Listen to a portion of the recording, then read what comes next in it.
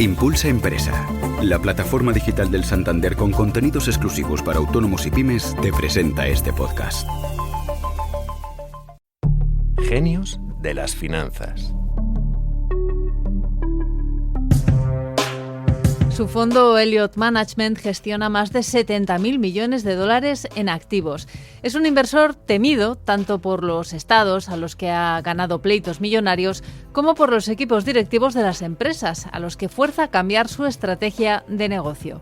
Somos Amaiur Maechea y Antonio Santamaría. Y hoy en Genios de las Finanzas hablamos de Paul Singer, el inversor activista que teme el apocalipsis. ¿Qué tal, Antonio? Hoy vamos a hablar de Paul Singer. ¿Qué posición ocupa en tu ranking de inversores activistas favoritos? A ver, cuéntame. Me dicen hace 10 años que iba a tener una respuesta para esto. Ay, Dios. ¿Cómo cambia la vida? Pero vamos, pues mira, te diría que igual está por delante de Nelson Peltz y Carl Icahn o igualados. Icahn es verdad que últimamente está un poco de capa caída, pero bueno. Es verdad que más allá de lo que son estos hombres de negocio, me gustan por sus rarezas, sus personalidades. Bueno, ahí te veo venir, ¿eh? Lo que te gusta de Singer, yo creo que son sus cartas en las que alerta del fin del mundo. ¿Cómo lo sabes? ¿A sí, que sí? Me vas conociendo ya. Bueno, luego nos ponemos con eso, Antonio, pero primero vamos a introducir a este afamado inversor que dirige el fondo Elliott Management. Es hijo de un farmacéutico y de una ama de casa. Singer estudió psicología y más tarde se doctoró en Derecho por Harvard.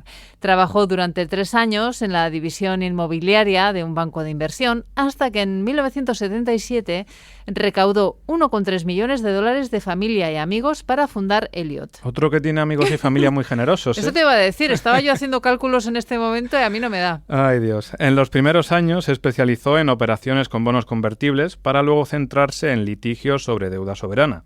Por entonces ya tomaba participaciones en empresas, pero fue a principios del siglo XXI cuando incrementó su enfoque activista. Bueno, merece la pena que nos detengamos aquí un momento a hablar sobre sus experiencias en el mundo de la deuda soberana, porque han dejado varias historias, cuanto menos curiosas, especialmente las que tienen que ver con 2 países latinoamericanos, ¿no?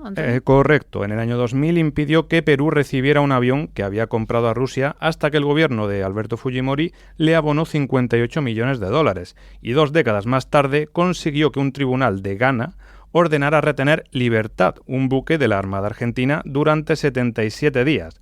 Se llegó a todo esto a raíz de la batalla judicial que mantuvo Singer con ambos países.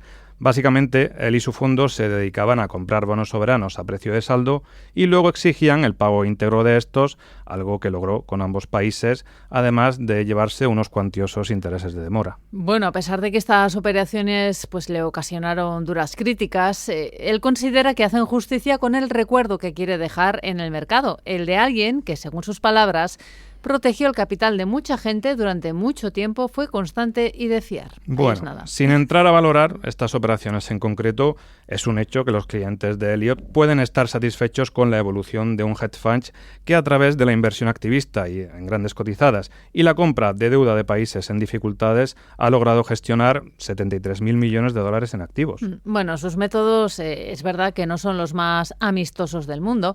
En el plano empresarial, una de sus operaciones más rentables fue la compra de Delphi Automotive en plena crisis financiera, la cual pues no estuvo tampoco exenta de polémica, como casi todas sus operaciones. Sí. Es que esta empresa era un proveedor clave para General Motors y Chrysler. ¿Qué hizo Singer? Presionó al gobierno de Obama para que concediera ayudas estatales al sector del motor bajo amenaza de paralizar la producción de los 2 gigantes estadounidenses. Lo consiguió y bueno, después de que se aprobaran estas ayudas, él y sus socios reflotaron la compañía, la sacaron a bolsa y vendieron sus participaciones con jugosas plusvalías. Te preguntaba antes, Antonio, por otros inversores activistas.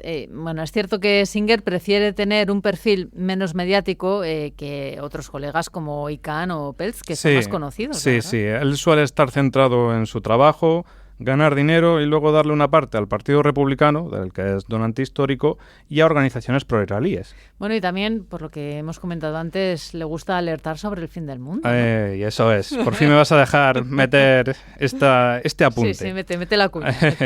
A ver, la cuestión es que en algunas cartas anuales que Singer ha enviado a los inversores de su fondo, él ha dibujado escenarios catastrofistas, apocalípticos, que diría Pedro Piqueras.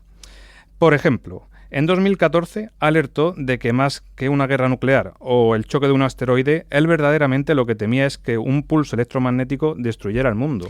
Bueno, te digo yo que en esas cartas que comentas no generan en sus lectores ni la 10ª parte del temor que sienten los directivos de una empresa cuando descubren que Paul Singer ha entrado en el accionariado de su empresa. Ahí Apocalipsis se queda corta.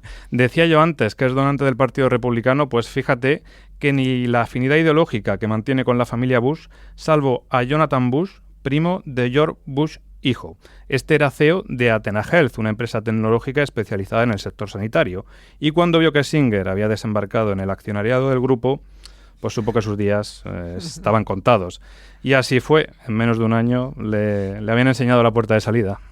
En el plano empresarial, la operación más importante de Singer ha sido la entrada en el capital de AT&T, donde tomó una participación de $3.200 millones en 2019 y acusó a la empresa de estar mal gestionada tras las compras de DirecTV y Time Warner. Bueno, acabó saliendo de su accionariado en poco más de un año tras lograr que el gigante de las telecomunicaciones se comprometiera a vender unos $10.000 millones en activos. No mucho tiempo después logró que Twitter le otorgara representación en su consejo de administración y lanzara una recompra de acciones de $2.000 millones, mientras que en Starbucks contribuyó al fichaje de Brian Niccol como nuevo CEO. Bueno, Singer lleva ya 48 años al frente de Elliott, que se dice pronto, es un tiempo en el que ha amasado una fortuna considerable, $6.700 millones. La mayoría de estos años ha dirigido el fondo en solitario, aunque en 2015 anunció el nombramiento de Jonathan Pollock como co-consejero delegado de la firma. Que fíjate, empezó como becario pidiendo los bocadillos que Singer tomaba cada día. Su temor a que ocurriera cualquier error en el proceso le llevaba a realizar el pedido por fax todas las mañanas. Me gustaría a mí ser la persona que le lleva el bocadillo a Singer. No, tampoco. Bueno, parece que será él el que tomará las riendas de Elliott si Singer decide retirarse por completo, aunque tampoco hay que descartar a uno de sus hijos, Gordon, que lideró la compra en 2018 de un histórico del fútbol europeo, el Milán. Y la verdad es que la operación fue muy rentable para el fondo, porque en 2022 lo vendieron de vuelta por 1.200 millones. Eso sí, las Champions del Milán siguen siendo las mismas, 7. Bueno, ya, pero aquí lo que importa es por cuánto compras y por cuánto vendes. Sí, total. Antes de acabar, déjame apuntar que Singer, siendo gran donante del Partido Republicano, es un gran defensor de los derechos del colectivo LGTBQ+. Fíjate, y ha financiado movimientos que promueven la legalización del matrimonio homosexual en varios estados norteamericanos. Bueno, pues en el Partido Republicano, no sé, pero en el nuevo Partido Republicano dominado por los MAGA, te aseguro que eso no es nada común. No. Supongo que tendrá que ver que otro de sus hijos es homosexual, pero bueno, oye, bueno, bien está. Elon Musk tiene una hija trans y ya sabes que la ha repudiado por completo, pero bueno. Cada uno, desde luego, tiene sus hace con su dinero lo que quiere. Eso es, esa es la máxima. Bueno, pues hasta aquí nuestro repaso a la trayectoria de Paul Singer, que recordemos es uno de los inversores más importantes de Wall Street. Muchas gracias por escuchar este podcast que realiza Tamara Vázquez y dirige Amparo Polo.